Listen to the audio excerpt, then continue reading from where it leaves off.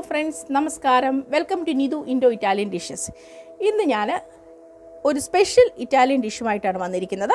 ഇറ്റലിയിൽ ഈ ഡിഷ് ഭയങ്കര ഫേമസ് ആകട്ടോ. മറ്റൊന്നുമല്ല, ഇൻസലാത്ത റൂസ അല്ലെങ്കിൽ റഷ്യൻ സലാഡ് അല്ലെങ്കിൽ ഇറ്റാലിയൻ സലാഡ് എന്നൊക്കെ അതിന് വിളിക്കാവുന്നതാണ്. ആ സലാഡ് എങ്ങനെയാണ് ഉണ്ടാക്കുന്നതെന്ന് നോക്കാം. അതിനാവശ്യമായ സാധനങ്ങൾ പൊട്ടറ്റോ ഇങ്ങനെ ക്യൂബ്സായിട്ട് അരിഞ്ഞത് വേണം, ഗ്രീൻ പീസ് കഴുകി വൃത്തിയാക്കി എടുത്തത് വേണം, ക്യാരറ്റ് ചെറിയ ക്യൂബ്സായിട്ട് അരിഞ്ഞത്, ഇതൊരു 2 ക്യാരറ്റ് ചെറിയ ക്യൂബ്സായിട്ട് അരിഞ്ഞതുണ്ട്, ഇതൊരു 2 വലിയ പൊട്ടറ്റോ ചെറിയ ക്യൂബ്സായിട്ട് അരിഞ്ഞതുണ്ട്, ഇതൊരു 2 പിടി ഗ്രീൻ പീസ്. ഇനി നമുക്കത് എങ്ങനെ ഉണ്ടാക്കുന്നത് നോക്കാം.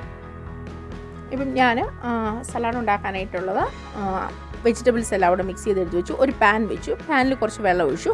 ഇതിലേക്ക് നമുക്ക് ആവിയിൽ വേവിച്ചെടുക്കാൻ വേണ്ടിയിട്ട് കൊണ്ടുപോയി. ഇതൊന്നും വേണമെന്ന് നിർബന്ധമൊന്നുമില്ല കേട്ടോ. എൻ്റെ കയ്യിൽ ഇഡലി പാത്രത്തിലാണേലും വെച്ച് നമുക്ക് വേവിക്കാവുന്നതേ ഉള്ളൂ. എൻ്റെ കയ്യിൽ ഇഡലി പാത്രം വലുതാണ്, അതുകൊണ്ടാണ് ഞാൻ ഈ സ്റ്റീം ചെയ്യാനുള്ള ഈ സാധനം വെജിറ്റബിൾ സ്റ്റീം ഉപയോഗിക്കുന്ന സാധനം ഉപയോഗിച്ചത്. അപ്പം ഇതിലേക്ക് ഞാൻ അരിഞ്ഞു വെച്ചിരിക്കുന്ന വെജിറ്റബിൾ മിക്സ് ചെയ്തതിട്ട് ഒന്ന് ആവി കയറ്റാം.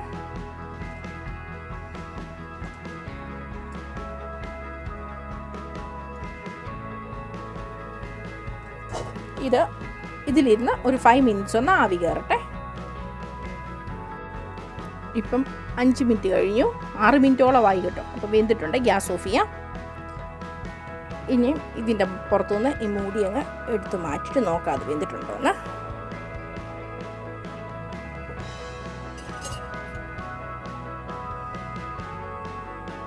വെന്തിട്ടുണ്ട്.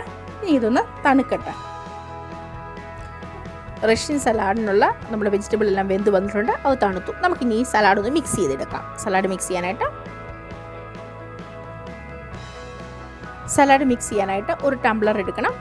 പിന്നെ അരമുറി നാരങ്ങ, അത് നിങ്ങളുടെ ഇഷ്ടത്തിനനുസരിച്ച് ചേർക്കാം. ഒത്തിരി അങ്ങ് പുളി വന്നാലും കൊള്ളത്തില്ല.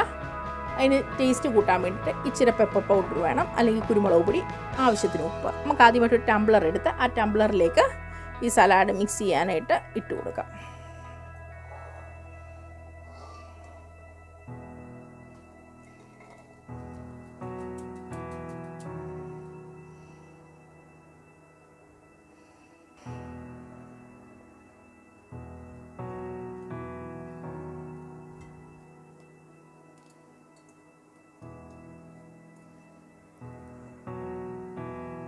ഇനി ഇത് സലാഡ് മിക്സ് ചെയ്യാൻ ആവശ്യത്തിനുള്ള ചേരുവകളൊക്കെ ചേർക്കാം. ആദ്യമായിട്ട് നമുക്ക് കുറച്ച് ഉപ്പ് ആഡ് ചെയ്ത് കൊടുക്കാം.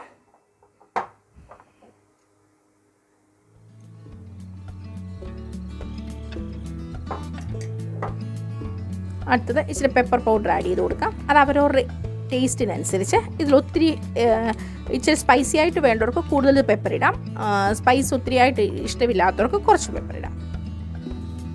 ഇനി ഒരു 3 ഡ്രോപ്സോളം ലെമൺ ഒഴിച്ചു കൊടുക്കാം.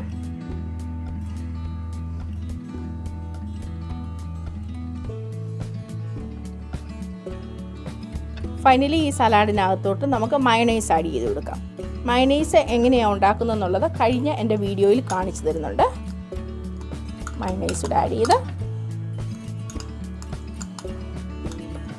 നോട്ട് ചെയ്തോ, നമ്മൾ മയണൈസ് ആഡ് ചെയ്തിട്ടുണ്ട്. ഇനി നമുക്ക് ഈ സലാഡ് ഒന്ന് മിക്സ് ചെയ്യാം.